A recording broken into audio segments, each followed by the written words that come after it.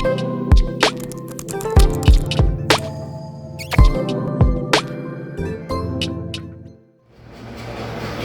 का औद्योगिक उत्पादन विधि पढ़ेंगे आज। हम क्या पढ़ेंगे जी?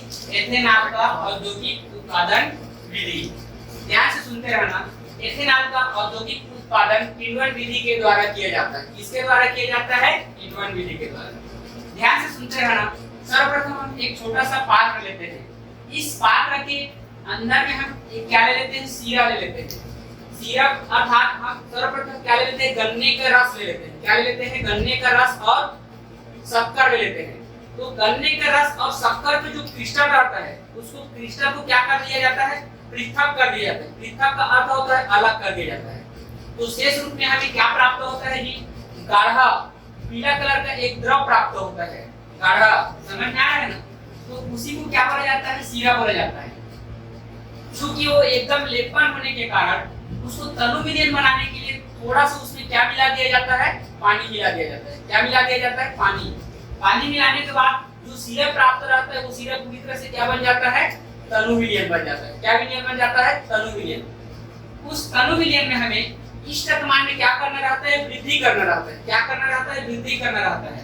तो हम वृद्धि करने इष्टक मान में वृद्धि करने के लिए हम एक अमोनियम सल्फेट का क्या ले लेते हैं? सॉल्यूशन ले लेते हैं। उसमें अमोनियम सल्फेट का एक विलयन मिला दिया जाता है। विलयन मिलाने के बाद वो इष्टक मान में क्या कर देता है? वृद्धि कर देता है। इष्टक मान में वृद्धि करने के बाद इसमें और एक विशेष प्रकार के अनेक प्रकार के जीवाणु और विषाणु पाया जाता है। तो उन विषाणुओं को नष्ट करने के लिए, क्या करने के लिए? नष्ट करने के लिए एक हम अम्ल मिला देते हैं। सांद्र सल्फ्यूरिक अम्ल बोलते हैं जिसको, H2SO4। तो पूरी तरह से विशेष प्रकार के जो जीवाणु विषाणु रहते हैं उसको क्या कर देता है? नष्ट कर देता है। नष्ट करने के बाद इसमें 5% ईस्ट और मिला दिया जाता है। क्या मिला दिया जाता है? 5% ईस्ट। कितने प्रतिशत ईस्ट है जी? 5%। 5% ईस्ट मिलाने के बाद उसको हमारे पास एक किण्वन कक्षक होता है। उसका टेम्परेचर लगभग 25 अंश सेल्सियस डिग्री ताप से लेकर के 30 अंश सेल्सियस डिग्री ताप तक रहता है। और इसी तरह हम इन सारे जो पदार्थ रहते हैं उस पदार्थ को किण्वन कक्षक में क्या कर दिया जाता है? रख देते हैं। किण्वन कक्षक में रखने के बाद यहाँ पर ऑक्सीजन की अनुपस्थिति में रखा जाता है। इसको किसके अनुपस्थिति में रखा जाता है? ऑक्सीजन की अनुपस्थिति में। और ऑक्सीजन की अनुपस्थिति में रखने के बाद इसको 2 या 3 दिन तक क्या कर देते हैं? रख देते हैं। इसको तब तक रखे रहते हैं जब तक कि पूरी तरह से सड़ ना जाए। समझ में आ रहा है? सड़ने के बाद वह एक सुक्रोज के रूप में परिवर्तन हो जाता है। किस रूप में परिवर्तन हो जाता है? सुक्रोज के रूप में। तो हम सुक्रोज को जब जल के साथ इन्वर्टेज नामक एंजाइम की उपस्थिति में C12H22O11 प्लस H2O को जल को इन्वर्ट कक्षक में इन्वर्टेज नामक एंजाइम की उपस्थिति में इन्वर्टेज नामक एंजाइम की उपस्थिति में ये क्या है? आपका सुक्रोज है। ये क्या है? सुक्रोज।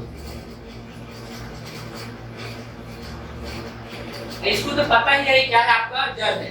इन्वर्टेज नामक एंजाइम की उपस्थिति में इसको इसके साथ हम क्या करते हैं?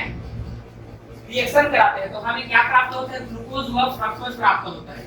C6H12O6। ये क्या है आपका जी? Glucose plus C6H12O6। ये क्या है आपका? फ्रक्टोज।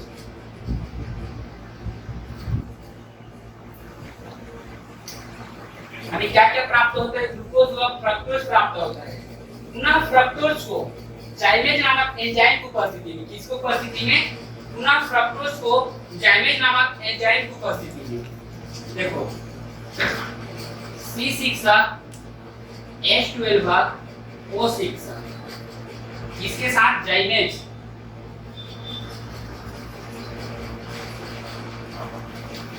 नामक एंजाइम की उपस्थिति में इसको हम क्या करते हैं? अभिक्रिया कराते हैं।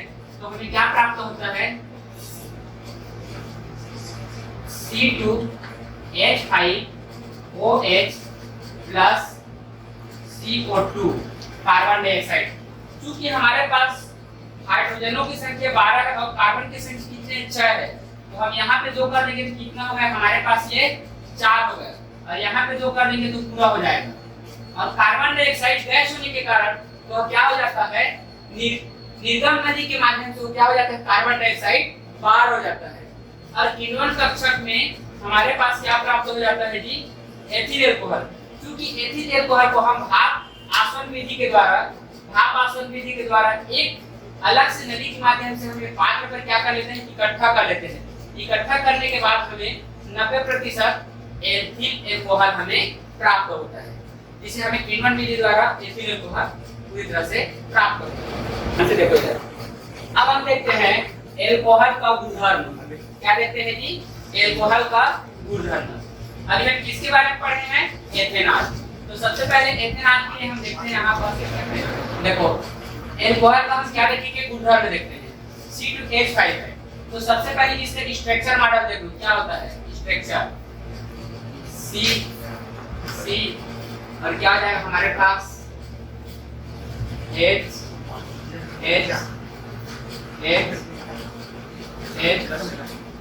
यहाँ OH हो गया, C2H5OH हो गया। इस तरीके से इसका क्या होता है, स्ट्रक्चर मॉडल होता है। क्या होता है, स्ट्रक्चर मॉडल। अब ध्यान से देखते रहना, हम जानते हैं कि सबसे पहले अल्कोहल का गुणधर्म में सबसे पहले हम धातु के साथ देखते हैं। क्या के साथ देखते हैं, पहला धातु के साथ, धातु। चलो ध्यान से देखते हैं, यहाँ पे कितना हो जाएगा, C2H5OH प्लस धातु। हम सोडियम ले लेते हैं, क्या लेते हैं, सोडियम। अब यहाँ पर धातु में हम कोई से भी ले सकते हैं, सोडियम भी ले सकते हैं, पोटेशियम भी ले सकते हैं, कोई से भी ले सकते हैं। समझ में आ रहा है ना? तो यहाँ पर देखो सबसे पहले हमारे पास, अब यहाँ पे क्या लिए, सोडियम लिए, सोडियम के साथ लिए तो हमारे पास क्या क्या बनेगा। अगर मैं यहाँ पर देखो ध्यान से देखते रहना, C2H5OH प्लस Na।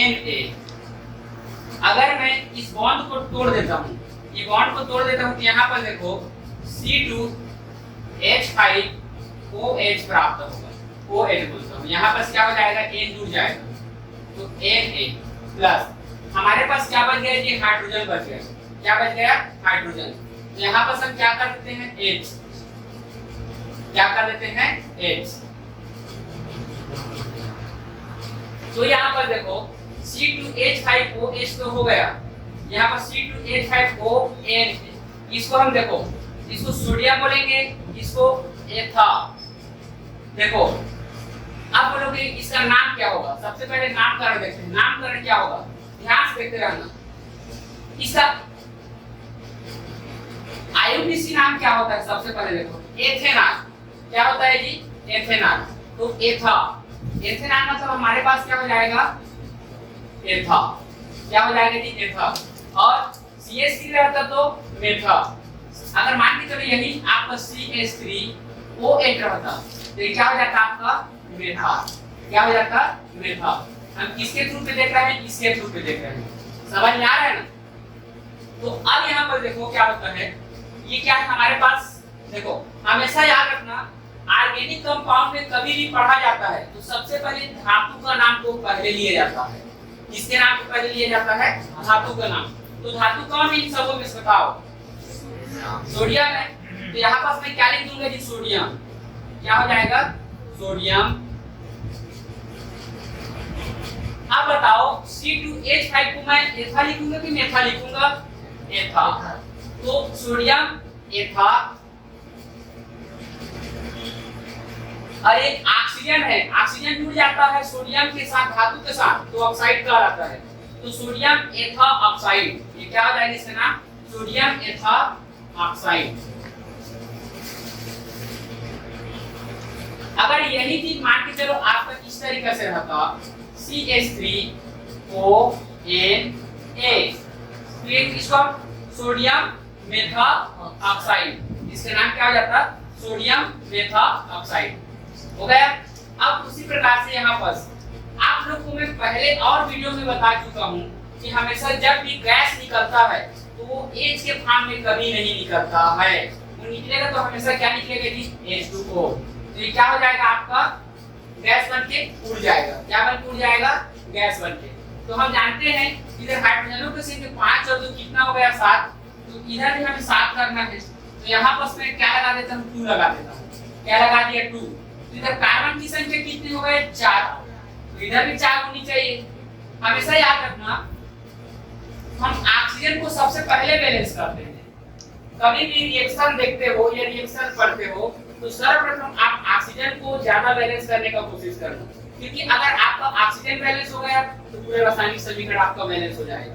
तो ऑक्सीजन इधर हमारे पास 2 है, सामने भी है मतलब 2 है। इधर हमारे पास ऑक्सीजन कितना है, 1 है। तो यहाँ पे मैं क्या कर देता हूँ, डाल देता हूँ इस तरीके से। समझ में आ रहा है।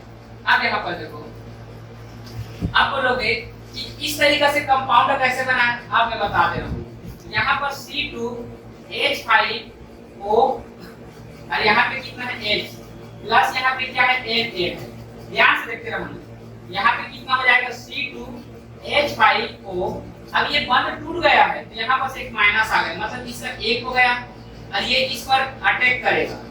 हमेशा पॉजिटिव आयन नेगेटिव आयन पे क्या करता है, अटैक करता है। और यहाँ पर क्या हो जाएगा, Na क्या हो जाएगा प्लस, यहाँ पे कितना हो जाएगा 1। ये इसके साथ अटैक करेगा और ये इसके साथ, तो ये इसके साथ अटैक करेगा। तो देखो यहाँ पर C2H5O, तो यहाँ पर C2H5O हो गया और सोडियम 1 से गुणा होगा तो यहाँ पर इस तरीके से बनेगा। देखो इसको मैं इसके साथ गुणा करूंगा तो क्या होगा, C2H5O हो गया। अब इसको इसके साथ गुणा करूंगा तो मैं क्या लिख सकता हूँ, Na, क्योंकि ये एक ही है। समझ में आ रहा है ना, इस तरीके से। अब बोलोगे कि सर आप केवल सोडियम धातु के साथ हम इसका रिएक्शन करा सकते हैं? नहीं, हम और किसी दूसरे के साथ भी करा सकते हैं। चलो देखते हैं, एक आठ और रिएक्शन देखते हैं, इसमें आपको पूरा पता चल जाएगा। देखो हम दूसरा धातु लेकर के देखते हैं। अब यहाँ पर देखो C2H5OH प्लस कैल्शियम, क्या लेते हैं जी, कैल्शियम। अब हम जानते हैं C2H5OH, तो हम जान रहे हैं C2H5OH ये माइनस होता है और कैल्शियम आपका क्या होता है, +2 होता है। यहाँ पे इसका 2 चार्ज हो जाएगा, इसका कितना हो जाएगा 1। ध्यान से देखते हैं भाई, इसको इसके साथ गुणा करूंगा, ध्यान से देखते रहो। मैं इसको इसके साथ गुणा करूंगा तो 2 दूनी कितना हो जाएगा 4 C4। अब इसको मैं इसके साथ गुणा करूंगा तो H कितना हो जाएगा 10, 5 दूनी कितना हो जाएगा 10। अब इसको मैं इसके साथ गुणा करूंगा तो कितना हो जाएगा O2। अब इसको इसके साथ गुणा करूंगा तो मेरे पास कितना हो जाएगा Ca। इस तरीके से अगर कंपाउंड बना रहे हैं मेरे पास, इस तरीके से अगर कंपाउंड बना रहे हैं, चलो हम बात के लिए सही मानते हैं, लेकिन ऐसा लिखना क्या सही लिखा जा रहा है? नहीं। अब एक चीज याद रखना, आप लोग मैथ्स में पढ़े ही हो कि कॉमन लिया जाता है। अब यहाँ पर देखो, अगर मैं यहाँ पास देखो ये 2 के पारा से चला जाएगा, ये भी 2 के पारा से चला जाएगा, तो यहाँ 2 से कॉमन ले लेंगे, यहाँ तीनों में कॉमन निकल जाएगा क्या? तो इस तरीके से इसको क्या लिख सकता हूँ, CHO। अब यहाँ पे मैं 2 को कॉमन ले लेता हूँ और यहाँ पे क्या है हमारे पास कैल्शियम है। अब देखो यहाँ पे ऐसा क्या संख्या लाऊं ताकि 2 के साथ गुणा करूं तो मेरे को 4 प्राप्त हो। 2 दूनी कितना हो जाएगा 4। अब यहाँ पे ऐसे क्या संख्या लाऊं ताकि 2 के साथ गुणा करूं तो मेरे को 10 प्राप्त हो। तो 2 पर 6 10। यहाँ पे ऐसे क्या संख्या लाऊं ताकि इसके साथ गुणा करूं तो 2 प्राप्त हो। एक चीज याद रखना यार, 1 को लिखना नहीं पड़ता है, याद रखना 1 को लिखना नहीं पड़ता है, इसलिए इस तरीके से कंपाउंड रहेगा। तो हमारे पास क्या हो जाएगा C2H5O, इसको ट्वाइस बोलते हैं विज्ञान की भाषा में, ट्वाइस 2। और यहाँ पे क्या हो जाएगा कैल्शियम, तो इसको हम क्या बोलेंगे, कैल्शियम ट्राई एथा ऑक्साइड।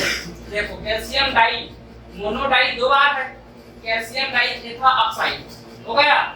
अब यहाँ पर देखो हमारे पास एक हाइड्रोजन तो बचा हुआ है, इसका हाइड्रोजन बचा है कि नहीं बचा है? तो यहाँ पर मैं क्या कर देता हूँ H2O, क्या कर देता हूँ H2O। ऑक्सीजन की संख्या इधर कितना है 2, तो इधर भी 2 करना है अपने को, तो यहाँ पे कितना हो जाएगा 2 होगा।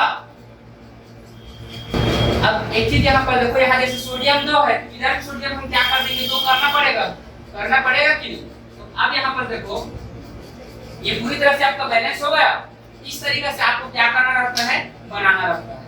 अब बोलोगे भैया इसका +2 चार्ज क्यों आया है, चलो देखो मैं चार्ज भी बता देता हूं। कैल्शियम का यहाँ पर कैल्शियम का 20 होता है, 1s 2s 2p 3s 3p 4s। अब यहाँ पर देखो 2 2 6 2 6 2। ये फर्स्ट एनर्जी लेवल है, फर्स्ट एनर्जी लेवल में कितने इलेक्ट्रॉन है 2, सेकंड एनर्जी लेवल में 8 और थर्ड एनर्जी लेवल में 8 और लास्ट में कितना है जी 2।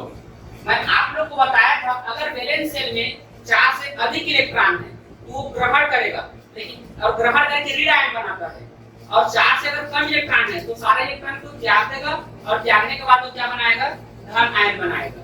तो यहाँ पर देखो ध्यान से, हमारे पास यहाँ पे कितने इलेक्ट्रॉन है 2 इलेक्ट्रॉन है, 2 को क्या कर देगा त्याग देगा और 2 क्या बनाएगा प्लस आयन, इसलिए यहाँ पे मैं +2 लिखा था। यहाँ पे क्या लिखा था जी +2। इस तरीके से हम क्या कर सकते हैं बना सकते हैं।